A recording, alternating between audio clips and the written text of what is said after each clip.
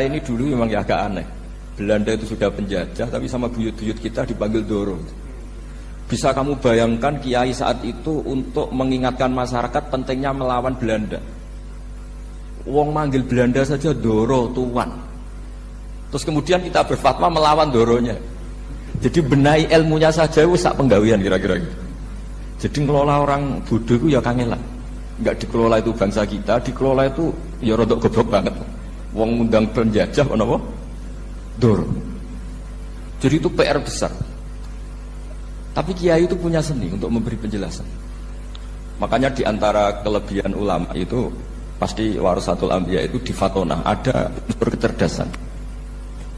Cerdas itu seni mengelola pikiran manusia, itu namanya cerdas.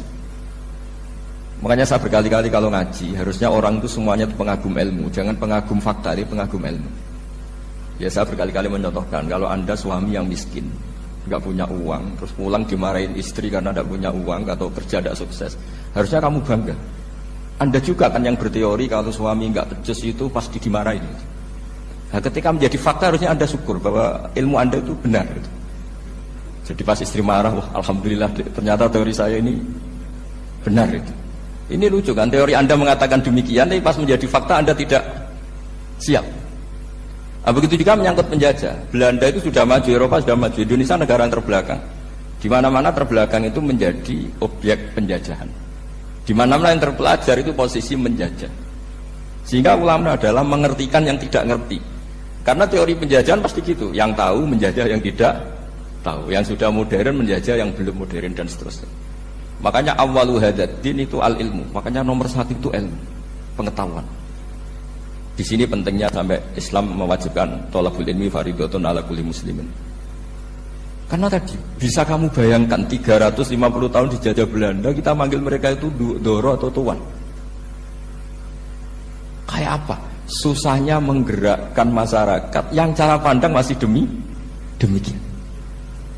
Yang kiai-kiai sudah tidak berontak dibikinkan masjid di alun-alun, diberi otoritas beragama sehingga dikira Belanda ini baik. Padahal ini dulu ya niatnya menina bubukkan biar tidak ada pemberontakan. Walhasil singkat cerita, kiai-kiai yang sudah di Mekah termasuk Mbah Hasyim, beliau ketemu Muhammad Iqbal, ketemu beberapa ulama dunia, tahu bahayanya mustakmarin tadi. Terus akhirnya kiai-kiai kumpul-kumpul fatwa resolusi apa? Jihad. Jadi ini mukadimah sebagai pembenaran, sebagai setuju saya sama Kiai Ulil Albab bahwa nomor satu itu jihad. Tapi jihad tadi pemaknanya harus utuh. Kalau kondisi perang ya perang, kalau kondisi stabil ya jihad untuk memajukan apa? Indonesia. Itu saya ulang lagi dimulai dari ilmu. Sebelum saya ngaji Minhajul Thalibin saya cerita ilmu itu apa? Ilmu itu sederhana, sesuatu yang mudah. Karena ilmu itu fitratallahi allati fataran nasa apa? Misalnya begini, saya orang miskin, nggak punya apa-apa. Sudah nggak punya apa-apa, nggak punya jabatan, terus keluarga yang nggak pati loyal, mungkin istri ada ngidolakan kita, bahkan anak kita sendiri juga nggak ngidolakan kita. Itu kan sial-sialnya orang, anak kita aja nggak pernah ngidolakan kita. Tapi untuk bahagia itu sebenarnya sederhana. Sederhananya begini, orang pinter itu ingin mempertahankan kehidupannya, terus pinter sampai berobat habis banyak ke Belanda, ke Jepang supaya mempertahankan nyawanya. Nah, si miskin ini kalau dia setiap makan, ya Allah, saya dengan makan ini mempertahankan nyawa saya. Sehingga makan itu satu kajian ilmiah bahwa ini luar biasa. Bahwa orang punya Alphard, punya uang 1 miliar, itu tidak mempertahankan sesuatu yang pokok, yaitu nyawa. Orang tidak punya Alphard itu hidup, nggak punya uang 1 miliar hidup. Tapi kalau nggak punya nasi 1 piring, nggak punya air 1 gelas bisa mati. Artinya apa? Orang miskin itu yusyarikul aghniya, sama dengan orang-orang kaya dalam hal kepemilikan hal-hal yang pokok. Tapi kadang-kadang orang miskin itu ya nyon sewu agak belagu, sudah miskin ingin punya Alphard, sudah miskin ingin punya, ya dia tersiksa. Harusnya cara berpikir nggak punya Alphard itu masih hidup, nggak punya uang 1 miliar masih hidup. Yang punya Alphard hidupnya juga pakai nasi 1 piring, yang punya uang 1 miliar juga pakai nasi. Ya kalau itu kan sama, saya punya. Kalau gitu kan bisa miskin rasa kaya. Itu memang harus dilatih. Nah, kalau orang kaya kan rumahnya banyak di mana-mana. Memangnya kalau rumahnya banyak di mana-mana terus tidur di sini 1 jam, di rumah itu 1 jam, malah nggak bisa tidur kan? Tetap aja yang dipakai 1 kamar. Itu gunanya apa punya rumah banyak? Setidaknya zaman miskin itu dia berpikir gunanya apa punya rumah banyak dipakai ya hanya 1. Meskipun suatu saat kalau dia kaya juga berpikirnya agak rubah. Ya penting punya rumah banyak, biar kemana-mana punya rumah. Enggak apa-apa, tapi sementara masih miskin jangan berpikir seperti itu.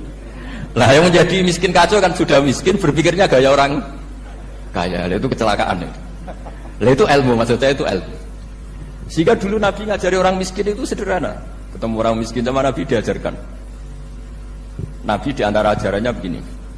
Ada seseorang man asbaha, orang yang setiap harinya mu'afan fi jasadi, dia sehat, aminan fi sirbi, negara dalam keadaan aman, tidak dalam ancaman. Indahu qutu yaumi, dia hari itu punya makan.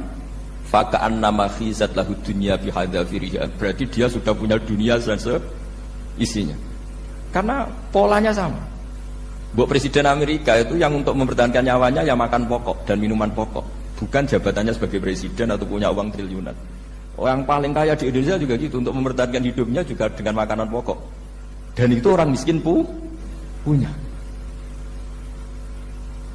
Ya, kehidupan paling top itu apa? Ya kehidupan yang mempertahankan nyawa itu yang paling top, lainnya itu enggak. Karena mempertahankan nyawa ini super penting. Dan orang miskin bisa. Nah, saya berharap ilmu seperti inilah menjadikan dulu itu kuat ketika melawan Belanda. Kenapa kuat? Karena mereka gampang syukur. Barokahnya gampang syukur itu selesai dengan dirinya sendiri. Kalau bahasa intelektualnya itu, orang kalau sudah selesai dengan dirinya sendiri bisa berpikir memanfaati pada orang lain. Nah, dulu orang-orang miskin ketika era sahabat, termasuk era para ulama yang mendidik para umatnya, itu selesai dengan dirinya sendiri. Nah sekarang banyak orang miskin juga termasuk orang kaya, bahkan belum selesai dengan dirinya. Wah itu angel, ngajak jihad angel, karena dengan dirinya saja belum selesai. Maka masyhur itu kan ketika perang Tabuk, ada orang datang, kira-kira kalau Indonesia pakai beras 4 kilo, ya Rasulullah yang 2 kilo tak kasihkan keluarga kami supaya bisa makan, yang 2 kilo tak kasihkan jenengan untuk biaya perang. Perang Tabuk itu perang tersulit, disebut perang Dzil Usrah. Sekarang hitung saja, ini coba dihitung, mungkin yang bagian kasir tahu. Kalau 2 kilo kali 3.000, umat Islam masih itu sekitar hampir 3.000, itu sudah 6.000 kilo. 6.000 kilo itu artinya apa? Orang miskin ketika perang membiayai dirinya sendiri, itu satu. Kedua, dengan mental memberi, orang ini tidak tamak. Barokahnya tidak tamak, tidak nyalahkan yang kaya. Efek dari itu apa ketika perang Tabuk? Sumbangan dari Sayyidina Utsman yang jumlahnya besar sekali, yaitu di antara 1.000 dinar. 1 dinar kira-kira 4,25 gram, berarti sekitar 4.000 gram. Itu bisa diberikan alat perang. Sumbangan dari Abu Bakar juga bisa dipakai beli kuda untuk perang. Nah bayangkan kalau kebutuhan orang miskin ini untuk makan itu nggak mau urun. Wah saya miskin, nggak perlu urun, saya miskin dipakai alasan terus. Maka jumlah 3.000 ini akan mengurangi anggaran untuk belanja peralatan perang, karena untuk konsumsi orang miskin. Udah gitu kadang mangane tanduk, itu kan repot. Wes miskin mangane tanduk, nak antri mo, kan ribet. Artinya apa? Perang ini tidak fokus karena ngurusi konsumsi untuk orang-orang miskin. Nah, dulu zaman Nabi orang miskin pun semuanya heroik. Mereka dibantu gak mau, inginnya bantu. Sampai dicibir sama orang munafik. Apa gunanya sedekah 2 kilo? Perang ini perang besar antar negara. Pas itu mau perang melawan Romawi.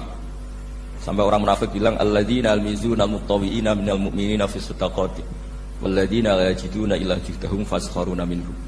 Orang-orang munafik digambarkan Allah orang-orang yang mencibir sedekah kecil.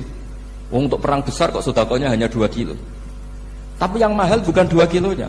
Kalau ada 1 juta orang miskin menyumbang negara 20.000, itu artinya apa? Kita punya rakyat yang inginnya hubungannya dengan negara memberi. Tapi coba kalau kita 2 juta rakyat yang inginnya dari negara mendapat, pegawainya demo ya. Ya ini ajarannya Nabi yang luar biasa. Dulu Nabi itu bisa mendidik orang miskin pun bermental memberi. Nah barokahnya bermental mandiri ini mereka selesai dengan dirinya sendiri. Coba kalau mereka tidak bawa makanan sedikit ketika perang, mungkin kuda yang untuk perang, terus mereka berpikir, "Bu ini saja disembelih supaya kita bisa makan." Ribet kan? Ngapain beli senjata yang mutakhir, makan saja nggak bisa. Tapi barokahnya mereka urun sendiri. Mereka selesai dengan dirinya sendiri. Ini hebatnya didikan Rasulullah Shallallahu Alaihi Wasallam. Lalu dulu Mbah Hasyim dan kawan-kawan itu berhasil mendidik seperti itu. Santri yang miskin-miskin itu kalau ngaturi kiai duwene telo iki gak no telo. Duwene wi iki gak no wi. Jika kiai sing wis mapan-mapan, misalnya kados kula wonten kan mun setengah mapan. Ya akhirnya yo iso mangan wi. Jebule wi ku yo enak. Santri yo seneng mergo kiai ini seneng pancen wis suwi mangan pizza misalnya. Lah tapi nek sing melarat terus aku melarat kiai tak kei wi mosok doyan. Wes melarat medit di alasan kan ribet kan. Ini yang perlu dihilangkan. Medit kok berargumentasi. Tapi yang mahal itu bukan winya, mental memberi.